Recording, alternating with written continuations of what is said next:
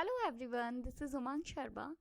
आज के सेशन में हम पढ़ने वाले हैं क्लास 11th का बिजनेस स्टडीज का second chapter form of business organisation. उसके हम टॉप 15 क्वेश्चंस देखेंगे आज।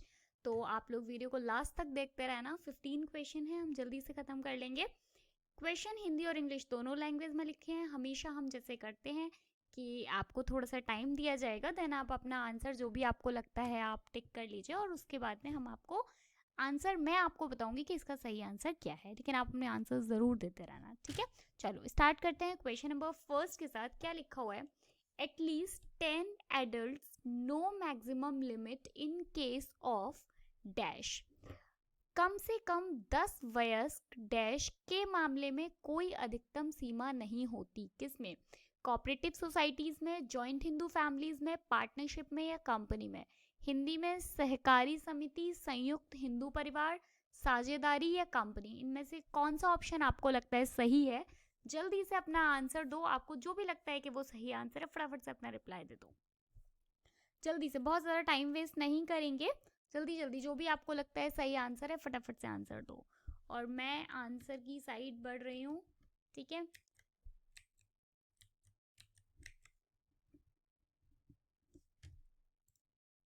The answer is A, cooperative society, ठीक है, यानी सहकारी समितियां। कम से कम 10 वयस्क व्यक्ति सहकारी समिति के मामले में कोई अधिकतम सीमा नहीं होती। आगे बढ़ते हैं नेक्स्ट क्वेश्चन नंबर 2 की side. Question number 2, what is the limit of member in case of a private company? निजी कंपनी के मामले में सदस्यों की सीमा कितनी होती है? मतलब लिमिटेशन, प्राइवेट कंपनी में लिमिट कितने मेंबर्स हो सकते हैं? 2, 7, 10 या 50? 2, 7, 10 या 50? फटाफट से अपना आंसर दो, सबको पता होना चाहिए, बहुत ही बेसिक क्वेश्चन है।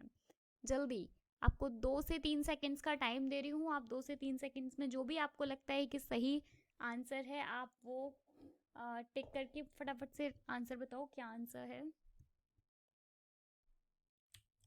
The right answer is 50D। Okay, चलो आगे नेक्स्ट क्वेश्चन।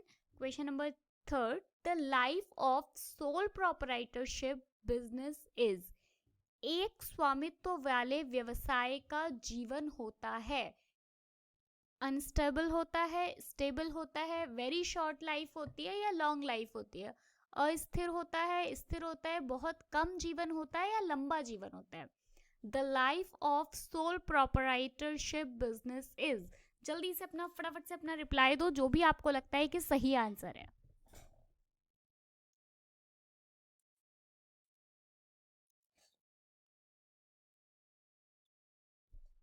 चलो मैं आंसर की साइड बढ़ रही हूँ, बहुत ज़्यादा टाइम वेस्ट नहीं करेंगे ताकि जल्दी जल्दी से हम सारे क्वेश्चंस कवर करें।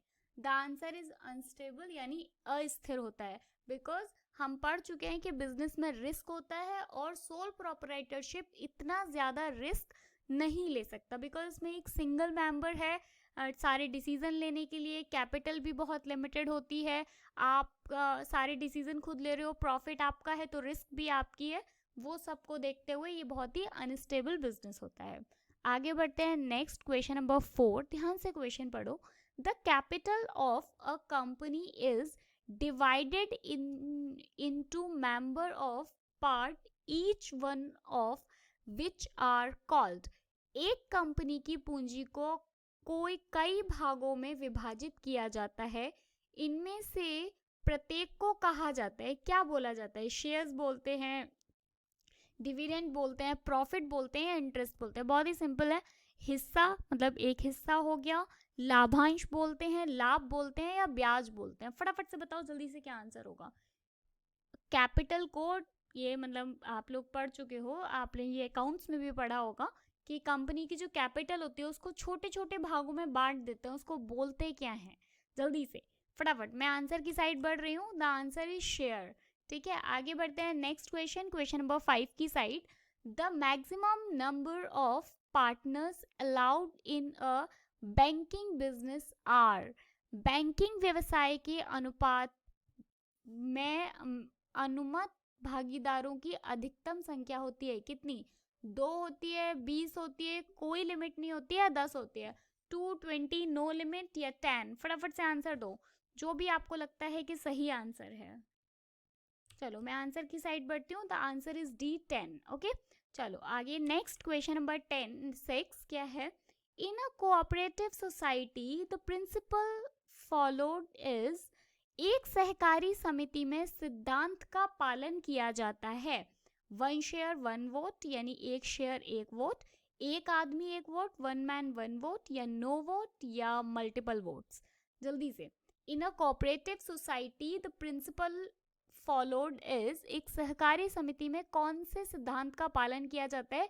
एक व्यक्ति एक शेयर ले सकता है, या एक आदमी, या एक शेयर एक वोट होता है, या कोई वोट नहीं होता, या फिर एकाधिकार वोट यानी मल्टीपल वोट्स। चलो आगे मैं आंसर की साइड बढ़ रही हूँ। The answer is 1 man 1 vote. ये केवल कोऑपरेटिव सोसाइटी में है, ठीक है। आगे बढ़ते हैं। नेक्स्ट क्वेश्चन नंबर 7 क्या है। Cooperative cooperatives play an important role in, सहकारिता इसमें महत्वपूर्ण भूमिका निभाती है। किसमें महत्वपूर्ण भूमिका निभाते हैं। एरोस्पेस में, एग्रीकल्चर में, मैन्युफैक्चरिंग में, या ऑल ऑफ दीज में, ऑल ऑफ द अबव में। एरोस्पेस, कृषि, विनिर्माण, या उपयोग। तो सभी इंपॉर्टेंट क्वेश्चन है, ध्यान से समझना और सही टिक करना। नहीं आता तो याद रखना। Cooperative play an important role in aerospace, agriculture, manufacturing, या all of these। मैं आंसर की साइड बढ़ रही हूँ। The answer is B, agriculture. मैं बहुत ज़्यादा टाइम आपका यहाँ पे इसलिए नहीं वेस्ट करना चाहती, मुझे पता है कि अब बहुत ज़्यादा टाइम नहीं है एग्जाम में। आप जितनी जल्दी जल्दी, और मैं यहाँ बीच बीच में बहुत ज़्यादा आपसे मतलब इतना ज़्यादा क्या बात करूँगी, हमें जो भी बात करनी है तो वो हम लास्ट में करेंगे। तो अभी आप लोग सिर्फ अपनी वीडियो पे जो चल रही है उस पर ध्यान दीजिए और आंसर्स पे टिक करिए। नेक्स्ट क्वेश्चन नंबर 8, फ्लो बना रहना चाहिए, अगर बीच में बहुत ज़्यादा बातें हों तो फ्लो खराब हो जाता है। Next question number 8, which of the following is a characteristic of a cooperative, निम्नलिखित में से कौन सहकारिता की विशेषता है। Option A, profits are not subject to income tax, लाभ आयकर के अधीन नहीं है। 1 वोट 1 शेयर, प्रति share 1 vote, dividends are paid on a per share basis, प्रति शेयर आधार पर लाभांश का भुगतान किया जाता है, या ऑल ऑफ द अबव, उपरोक्त सभी। जल्दी से जो भी आपको लग रहा है आप एक बार और क्वेश्चन को रीड करो और फिर आंसर करो। मैं एक बार और बता देती हूँ। विच of the following is a characteristic of a cooperative, निम्नलिखित में से कौन सहकारिता की विशेषता है। कौन सी सहकारिता की या कोऑपरेटिव सोसाइटीज जो होती हैं उनकी कौन सी विशेषता होती है, बताइए जल्दी से। क्या वो profit are not subject to income tax, या फिर 1 वोट पर शेयर, या फिर dividend are paid on a per share basis, या ऑल ऑफ दीज। जल्दी, मैं आंसर की साइड बढ़ रही हूँ। The answer is A, profit are not subject to income tax. Okay, आगे बढ़ते हैं। Next question number 9, which of the following is probably the most important reason for incorporating, निम्नलिखित में से कौन सा संभवतः शामिल करने का सबसे महत्वपूर्ण कारण है। Limited liability of share holders, या मोर मनी फॉर इन्वेस्टमेंट, या इंक्रीज्ड फ्लेक्सिबिलिटी, या शेयर मैनेजमेंट। शेयर धारकों की सीमित देयता, निवेश के लिए अधिक पैसा, या लचीलापन बढ़ता है, इससे फ्लेक्सिबिलिटी बढ़ती है, इंक्रीज होती है, या साझा प्रबंधन। कौन सा आंसर इसमें से सही है। Which of the following is probably the most important reason for incorporating, कौन सा आंसर आपको लगता है कि इसमें से सही है। ये पूरे चैप्टर में से मुझे लगता है कि ये टॉप 15 MCQs हैं, जिसमें से आपको कम से कम इसमें से 6 से 7 MCQs इस वाले में से आपको देखने को मिल सकते हैं। मतलब अब मैं एग्जैक्टली वो तो नहीं बता सकती, लेकिन हाँ मुझे लगता है कि ये 15 बहुत इंपॉर्टेंट है। आंसर की साइड बढ़ते हैं। Right answer is limited liability of share holders. आगे next question number 10, a dash is a business with 2 और मोर ओनर्स। एक डैश दो या दो से अधिक मालिकों वाला व्यवसाय है। क्या है? कॉर्पोरेशन है, या कॉन्ग्लोमरेट है, या पार्टनरशिप है, या पब्लिक कॉर्पोरेशन है, निगम है, समूह है, साझेदारी है, या सार्वजनिक निगम है।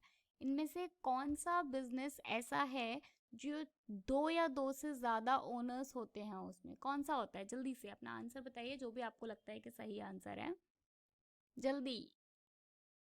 चलो आगे बढ़ते हैं, मैं आंसर की साइड बढ़ रही हूँ। The answer is C, partnership. आगे बढ़ते हैं next question, question number 11, the form of business organization that has the largest sale volume is the, सबसे अधिक बिक्री मात्रा वाले व्यवसायिक संगठन का रूप है। पार्टनरशिप है, कॉर्पोरेशन है, या कोऑपरेटिव है, या फिर मल्टीनेशनल है। भागीदारी है, निगम है, सहकारी है, या बहुराष्ट्रीय है। इनमें से कौन सा है the form of business organisation that has the largest sale volume is the, जल्दी से बताइए, जो भी आपको लगता है कि सही आंसर है। इन क्वेश्चंस को बिल्कुल भी मतलब छोड़ना मत, अच्छे से वीडियो को डाउनलोड कर लो, वीडियो को सेव करके रख लो, कहीं भी एग्जाम टाइम में आपको हेल्प होगी। चलो मैं आगे बढ़ रही हूँ आंसर की side. The answer is B, corporation यानी निगम। आगे नेक्स्ट क्वेश्चन नंबर 12। अच्छा मैं एक चीज़ और बता देती हूँ आपको यहाँ पे, कि आप क्लास के बाद ज़रा मुश्किल से 4 से 5 सेकंड्स मुझे दीजिएगा। मैं आप 4 से 5 सेकंड्स में अपनी बात ख़त्म कर दूँगी। तो आप लोग प्लीज़ वीडियो स्किप करके मत जाना, मुझे आपसे एक कुछ कहना था, कुछ रिक्वेस्ट करनी है।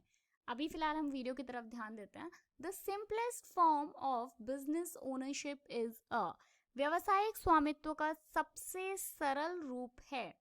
प्रोपराइटरशिप है, पार्टनरशिप है, कॉर्पोरेशन है, या कोऑपरेटिव है। स्वामित्व है, साझेदारी है, निगम है, या सहकारी है। जल्दी से, the simplest form of business ownership is, इनमें से सबसे सिंपलेस्ट फॉर्म कौन सी है? जल्दी से बता दो। चलो मैं आंसर की साइड बढ़ रही हूँ। जिनको आंसर्स पता है ना, मतलब जिन्होंने थोड़ा भी पढ़ा है, तो उनको बहुत ज़्यादा टाइम नहीं लगना चाहिए ए बी सी या डी लिखने में, है ना। और अब वो वाला टाइम है कि अब आपको पता होना चाहिए। आगे बढ़ते हैं नेक्स्ट क्वेश्चन की side, question number A, proprietorship.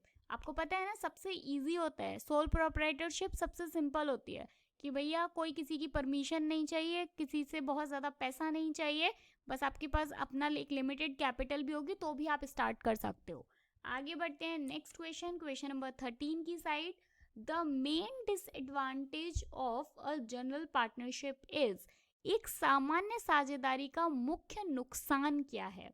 The unlimited liability of the partners, बिल्कुल, या फिर डिसएग्रीमेंट एमंग पार्टनर्स, या फिर शेयर्ड मैनेजमेंट, या फिर डिफिकल्टी ऑफ टर्मिनेशन। भागीदारों की असीमित देयता, भागीदारों के बीच असहमति, या साझा प्रबंधन या समाप्ति की कठिनाई। बहुत इजी क्वेश्चन है, बहुत इजी। मतलब मुझे अभी अब थोड़ा सा लग रहा है कि मेरे को ये क्वेश्चन इसमें नहीं डालना चाहिए था, बट क्योंकि मुझे लगता है कि इस तरीके के क्वेश्चंस में भी बच्चे कंफ्यूज होते हैं, और सिर्फ कभी इसीलिए उनको एग्ज़ाम में रख देते हैं कि ताकि मतलब अगर बच्चे थोड़ा सा कंफ्यूज हों, या फिर वो चाहते हैं कि थोड़े सारे टफ क्वेश्चंस भी पेपर में नहीं डाले जाते, तो इसलिए चलो आपको जो भी लगता है सही आंसर है, सब इसका सही आंसर दे दो। आगे बढ़ते हैं next. The answer is first, the unlimited liability of the partners. Because आप बाकी सारे देखेंगे तो बाकी सारे में मतलब जो फर्स्ट वाला है कि पार्टनर्स के बीच में डिसएग्रीमेंट होगा, वो हो ही नहीं सकता बिकॉज पार्टनर्स है ही नहीं, है ना। दूसरी चीज़ की साझा प्रबंधन, ये भी मुश्किल है, और समाप्ति में कठिनाई वो भी बाद में आता है, बट सबसे जनरल पार्टनरशिप में पूछ रहे हैं तो सबसे पहला वाला इज द राइट आंसर।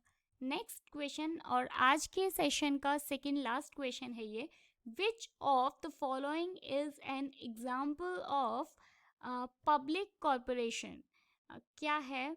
निम्नलिखित में से कौन सा सार्वजनिक निगम का उदाहरण है?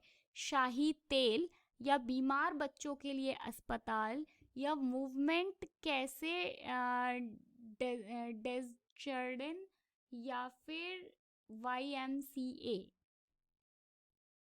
आपको जो भी लगता है कि सही आंसर है आप आंसर करो, देन उसके बाद में आपको ये थोड़ा बताऊंगी इसका, ठीक है। चलो आंसर बताओ जल्दी से। विच of the following is an example of public corporation? इनमें से कौन सा पब्लिक कॉरपोरेशन का सही एग्जाम्पल है? आगे बढ़े, मैं आंसर की साइड बढ़ रही हूँ। द आंसर इज फर्स्ट शाही तेल, इंपीरियल ऑयल। नेक्स्ट क्वेश्चन की साइड बढ़ते हैं, क्वेश्चन नंबर 15 और आज के सेशन का last question. The major advantage of a franchisees is, मताधिकार का प्रमुख लाभ है। क्या होता है सबसे ज़्यादा एडवांटेज, मतलब इनमें से कौन सा बिल्कुल सटीक है वो देखते हैं। ट्रेनिंग एंड मैनेजमेंट असिस्टेंस, या फिर पर्सनल ओनरशिप, या फिर नेशनली रिकॉग्नाइज्ड नेम, या ऑल ऑफ द अबव। प्रशिक्षण और प्रबंधन सहायता, व्यक्तिगत स्वामित्व, राष्ट्रीय स्तर पर मान्यता प्राप्त नाम, या फिर उपरोक्त सभी। फ्रेंचाइजीज तो आप जानते ही होंगे, मैकडी टाइप, जैसे मैकडोनल्ड्स वगैरह होते हैं वो। तो आप बताओ आपको इसमें कौन सा आंसर सही लग रहा है, जल्दी से आप अपना आंसर दे दो, फिर मैं आंसर की साइड बढ़ती हूँ। The answer is all of this, because ये सारे ही फ्रेंचाइजीज की एडवांटेज हैं, क्योंकि फ्रेंचाइजी होती है तो उसमें ट्रेनिंग और मैनेजमेंट असिस्टेंस भी होता है, पर्सनल ओनरशिप भी होती है आपकी, आपको आपके पूरे आप नेशन में बहुत फेमस होते हो, क्योंकि बिकॉज आपकी फ्रेंचाइजी है, तो आप जैसे मैकडी है सब जानते हैं उसको, है ना। तो ये तीनों ही इसके आंसर होंगे। आज का सेशन जो हमारा सेकंड चैप्टर था क्लास 11th का, वो हम कंप्लीट कर चुके हैं।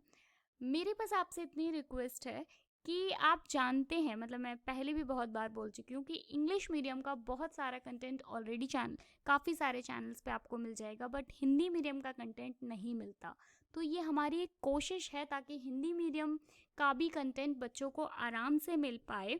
तो प्लीज़ आपको सिर्फ इतना करना है कि अगर आप हिंदी मीडियम के बच्चों को जानते हैं, या फिर आप खुद हिंदी मीडियम स्कूल में पढ़ते हैं, तो अपने फ्रेंड्स को ये वीडियो ज़रूर पहुंचाइए ताकि उनको भी अच्छा कंटेंट मिल पाए, है ना।